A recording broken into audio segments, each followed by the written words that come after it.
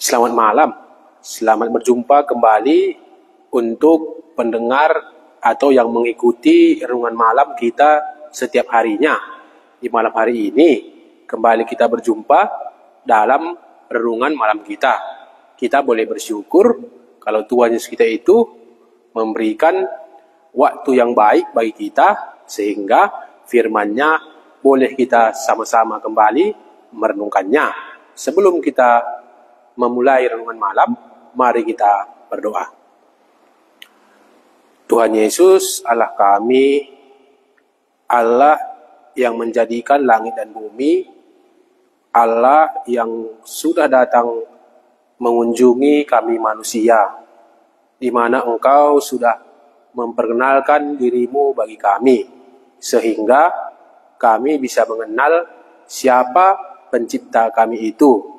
Di malam hari ini Tuhan, kembali kami diberi waktu yang baik, sehingga kami akan kembali belajar mengenal pribadi Tuhan Yesus. Dan apa yang dikatakan oleh Tuhan Yesus itu pasti akan jadi di dalam hidup kami, baik di dalam kehidupan sekarang ini maupun kehidupan yang akan datang. Tuhan Yesus, kami mengaku di hadapan-Mu, kalau bukan Tuhan sendiri yang membukakannya, tidak akan kami mengerti rahasia kebenaran firman-Mu ini. Untuk itu Tuhan, berkemurahanlah kepada kami, suatu kami merenungkan kebenaran firman-Mu ini, supaya ada bagian firman Tuhan yang boleh memberkati kami. Kami berdoa untuk semua pendengar yang mengikuti renungan malam kami ini yang dalam keadaan sakit. Kami mengingat mereka yang bergumul tentang sakit penyakitnya.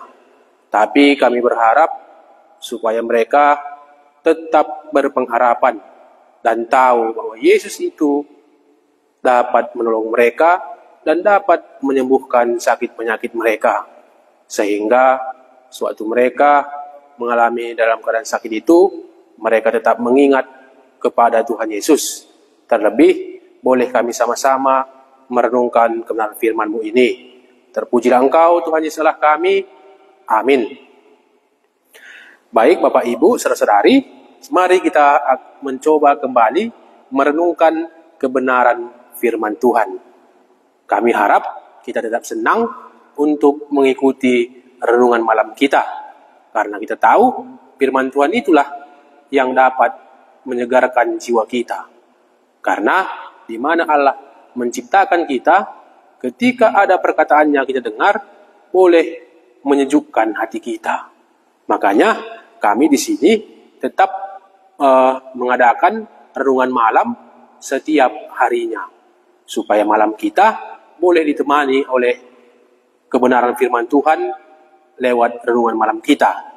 Baik Bapak Ibu, mari kita renungkan bagian firman Tuhan yang tertulis di dalam Injil Yohanes pasal 14 ayat 1 sampai 6. Ya. Injil Yohanes pasal 14 ayat 1 sampai 6. Ya, inilah kebenaran firman Tuhan. Rumah Bapa, janganlah gelisah hatimu, percayalah kepada Allah, percayalah juga kepadaku. Di rumah Bapakku banyak tempat tinggal. Jika tidak demikian, tentu aku mengatakannya kepadamu. Sebab aku pergi ke situ untuk menyediakan tempat bagimu. Dan apabila aku telah pergi ke situ dan telah menyediakan tempat bagimu, aku akan datang kembali dan membawa kamu ke tempatku, supaya di tempat di mana aku berada, kamu pun berada. Dan kemana aku pergi, kamu tahu jalan ke situ. Kata Thomas kepadanya, Tuhan, kami tidak tahu kemana engkau pergi. Jadi, bagaimana kami tahu jalan ke situ? Kata Yesus kepadanya, Akulah jalan dan kebenaran dan hidup. Tidak ada seorang pun yang datang kepada Bapa kalau tidak melalui aku. Ya, saya akan kembali membacakan Yohanes 14 ayat 6 ini. Kata Yesus kepadanya, Akulah jalan dan kebenaran dan hidup. Tidak ada seorang pun yang datang kepada Bapa kalau tidak melalui aku. Tema kita, apa yang dikatakan Yesus kepadaku? Inilah yang akan kita merenungkannya. Saya akan kembali mengulanginya. Apa yang dikatakan Yesus kepadaku? Ya, kita tahu Yesus itu adalah Tuhan. Dia tetap mengajar banyak orang pada waktu dia hidup di dunia ini. Sekarang ini pun, di malam hari ini pun, dia tetap mau mengajar kita supaya kita tahu apa yang dikatakannya kepada kita. Kalau kita lihat sekarang ini, di dunia kita sekarang ini, sebagai orang-orang milik kepunyaan Tuhan, ya, banyak kita dengar apa yang dikatakan orang. Jadi, saya juga sebagai kepala keluarga dan keluarga yang baru, banyak ku dengar kata-kata yang berkata kepada aku. Iya. Jadi, waktu mereka berkata-kata itu, kadang-kadang itu mempengaruhi iman percayaku. Jadi, apa yang dikatakan orang itu membuat aku merasa terganggu. Kalau kita lihat lagi, bagaimana anak sekolah. Anak sekolah pasti mendengarkan apa yang dikatakan gurunya. Gurunya berkata, PR kita halaman sekian, pasti didengarkan oleh anak didiknya. Dan sekarang ini, apa yang dikatakan oleh Bapak Presiden kita lah, contohnya. Pasti kita mendengarkannya. Kenapa?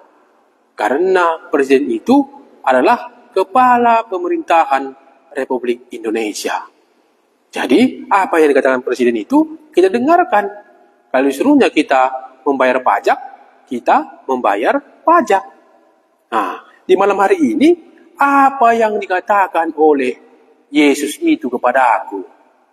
Makanya kita buat di situ, kata Yesus kepadanya, akulah jalan dan kebenaran dan hidup. Tidak ada seorang pun yang datang kepada Bapa kalau tidak melalui aku. Ini perkataan Yesus mutlak. Jadi Bapak Ibu, saudara-saudari, apa yang dikatakan Yesus ini terjadikah nanti kepada aku? Karena banyak orang membuat jalannya sendiri untuk sampai kepada Bapa, atau banyak orang kebiasaan-kebiasaan orang atau tradisi-tradisi orang untuk sampai kepada Bapa. Banyak jalannya dia buat supaya sampai ke surga. Di sini Yesus mengatakan kepada kita, Bapak Ibu saudara-saudari yang dikasihi oleh Tuhan Yesus, akulah jalan dan kebenaran dan hidup. Tidak ada seorang pun manusia di dunia ini sampai ke surga kalau tidak melalui Yesus. Makanya biasanya ada gambar kita di sini, ada gambar salib, ada gambar dunia, ada gambar surga. Jadi di sini tempat manusia itu seperti sini, dan di tengah-tengahnya ada jurang pemisah, itulah api neraka. Dan di seberangnya ada surga, tempat Allah yang maha suci, tempat Allah yang kekal. Jadi di situ dibuatlah jembatannya, itulah salib. Hanya inilah jalan yang bisa menuju kepada Allah itu. Makanya kalau kita tahu tentang itu ya, ada orang membuat jalannya melalui pendidikan. Ada orang membuat jalannya melalui amalnya, kerajinannya berminggu, atau persembahannya. Makanya kalau di kitab Amsal itu dikatakan, ada orang yang menganggap jalan itu benar, tapi ujungnya adalah maut. Hanya Yesus inilah yang bisa menjembatani atau jalan kepada Allah itu sendiri. Jadi Bapak Ibu, saudara-saudari, kalau kita membuat persembahan kita atau kebaikan kita, itu tidak akan sampai kepada Bapa. Makanya di sini jelas dikatakan Tuhan bahwa akulah jalan dan kebenaran dan hidup. Mari kita lihat bagaimana dikatakan jalan. Jadi Allah yang mempunyai kerajaan surga, dialah yang membuat atau menetapkan, menentukan jalan ke situ. Makanya bisa kita lihat di Roma 3 ayat 25 bagian A dikatakan, inilah jalan yang ditentukan oleh Allah itu. Apa katanya? Kristus Yesus telah ditentukan Allah menjadi jalan pendamaian karena iman dalam darahnya. Jadi Tuhan Yesus itu telah ditentukan Allah menjadi jalan pendamaian karena iman di dalam darah Yesus. Inilah yang ditentukan oleh Allah kita itu. Jadi dengan demikian, jalan apa kita buat supaya sampai ke dalam kerajaan surga? Di sini jelas dikatakan bahwa Kristus Yesus telah ditentukan Allah menjadi jalan pendamaian karena iman dalam darahnya. Hanya Yesus itulah jalan satu-satunya supaya sampai kepada Bapa. Makanya ada istilah itu ya, banyak jalan ke Roma. Tetapi jalan ke surga hanya satu, itulah di dalam Yesus Kristus. Inilah yang dikatakan oleh Allah sendiri. Yesus sendiri berkata, akulah jalan. Karena akulah ditentukan oleh Allah menjadi jalan pendamaian karena iman di dalam darah Yesus. Baru apalagi dikatakannya? Yesus itu adalah kebenaran. Bagaimana dikatakan kebenaran? Di sini juga boleh kita melihat dari 2 Korintus 5 ayat 21. Bagaimana dikatakan kebenaran dari kebenaran firman Tuhan ini. 2 Korintus 5 ayat 21 saya bacakan untuk kita. Dia yang tidak mengenal dosa telah dibuatnya menjadi dosa karena kita, supaya dalam dia kita dibenarkan oleh Allah. Jadi dia, itulah Yesus yang tidak mengenal dosa, yang tidak pernah berbuat dosa, telah dibuat Allah menjadi dosa karena kita, supaya dalam dia kita dibenarkan oleh Allah. Inilah yang dikatakan oleh Allah sendiri. Jadi itu makanya dikatakan bahwa Yesus itulah kebenaran. Apa yang dikatakan di sini? Dia, Yesus yang tidak pernah berbuat dosa, tidak melakukan dosa, telah dibuat Allah menjadi berdosa karena kita. Di mana supaya di dalam dia kita dibenarkan oleh Allah itu sendiri. Jadi apa yang dikatakan Yesus ini kepada aku, bahwa Yesus adalah kebenaran. Dalam dialah kita bisa dibenarkan oleh Allah. Kalau kita lihat dari 2 Korintus ini, bagaimana Yesus menjelaskan, bagaimana Paulus menulis surat ini, dijelaskan kepada kita bahwa sebenarnya kita ini adalah musuh Allah. Kalau musuh artinya, tidak ada hubungan. Bagaimana dikatakan kalau kita bermusuhan dengan seseorang? Pasti kita tidak mau berjumpa atau bercakap-cakap.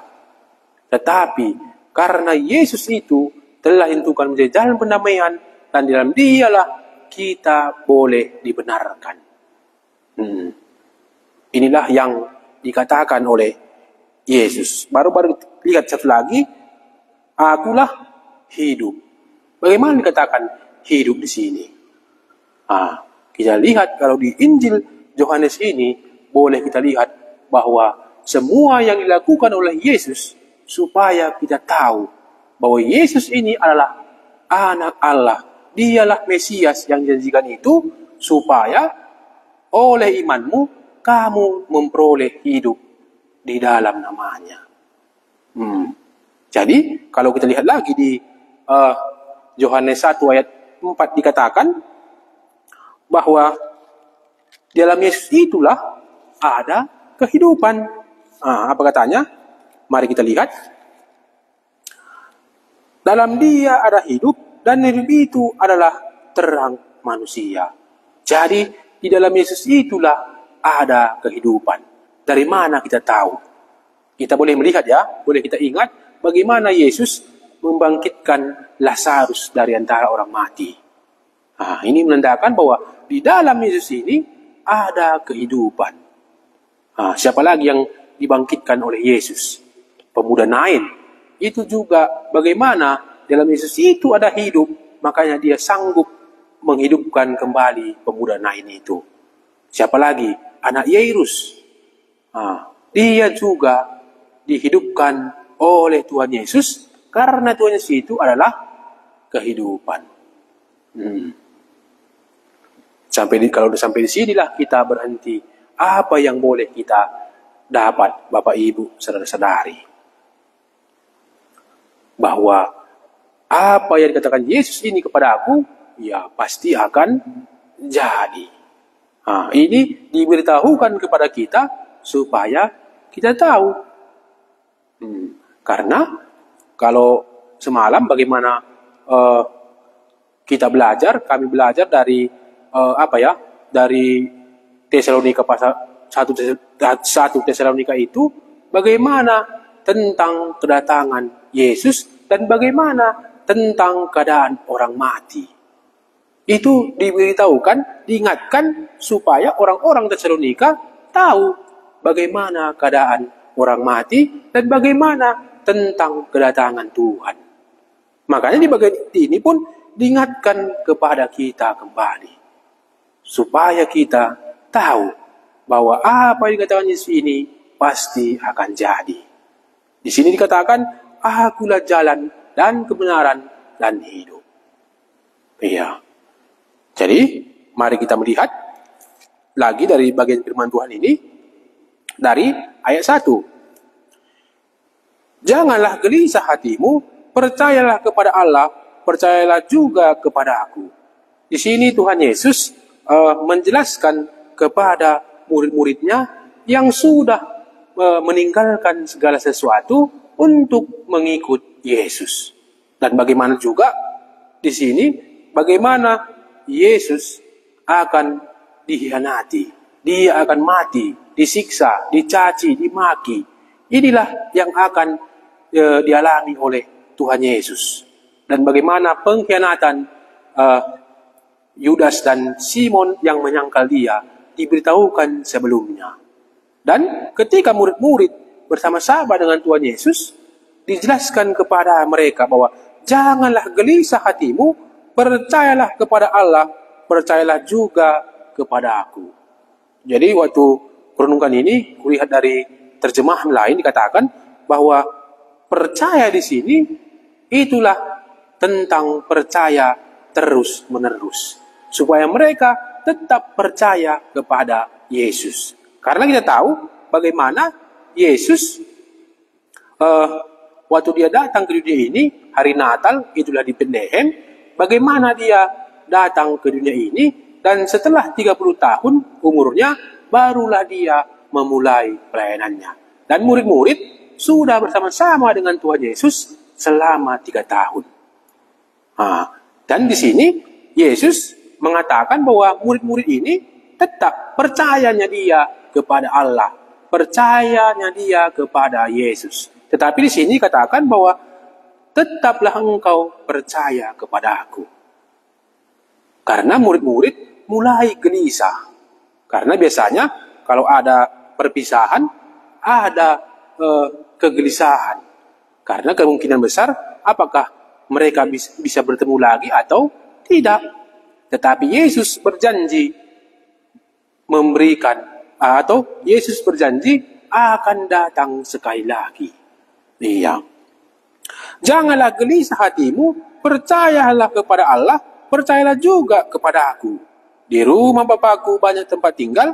Jika tidak demikian, tentu aku mengatakannya kepadamu. Yesus yang adalah Allah yang datang dari surga akan kembali ke surga. Di rumah Bapakku banyak tempat tinggal.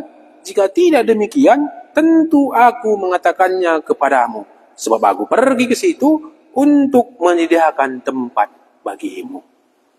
Inilah janji yang manis yang diberikan, yang dikatakan oleh Tuhan Yesus kepada murid-murid. Supaya kamu jangan gelisah. Karena di dunia ini bukanlah tempat kita. Di dunia ini akan ada perpisahan.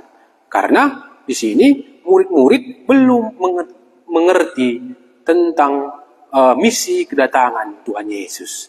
Yesus datang itulah supaya mati di kayu salib. Ada perpisahan antara guru dan murid, antara Yesus dan murid-murid. Jadi di sini supaya jangan kamu gelisah, di rumah Bapakku banyak tempat tinggal. Jika tidak demikian, tentu aku mengatakannya kepadamu. Sebab aku pergi ke situ untuk menyediakan tempat bagimu. Jadi kedatangan Tuhan Yesus yang pertama, itulah untuk mengampuni dosa. Berarti, waktu dia datang sekali lagi, dia bukan lagi mengampuni dosa. Tetapi untuk menjemput saya dan Bapak Ibu Saudara-saudari yang percaya kepadanya. Supaya kita bisa bersama-sama dengan dia di rumah Bapa. Itulah surga itu. Baru. Dan apabila aku telah pergi ke situ dan telah menyediakan tempat bagimu, aku akan datang kembali dan membawa kamu ke tempatku, supaya di tempat di mana aku berada, kamu pun berada. Yesus mengatakan kepada murid-murid bahwa apabila aku telah pergi ke situ dan telah menyediakan tempat bagimu, aku akan datang sekali lagi.